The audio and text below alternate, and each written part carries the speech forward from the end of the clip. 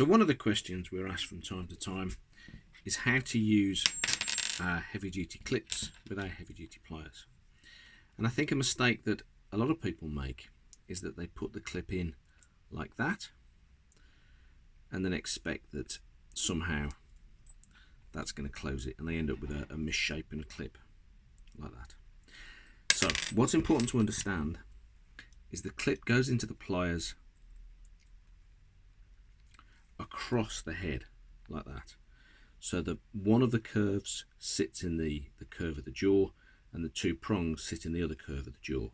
so that when you squeeze it, the jaws roll it round into a tube. So to join two pieces of mesh together, the simplest thing to do is to line them up, put your clip through,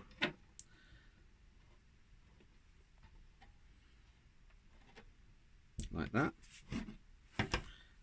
bring the pliers on so that they're holding the clip in place, and then squeeze. If you want to, if you need to neaten it up, you can just crimp it again once it's in place, but essentially that then gives you a clip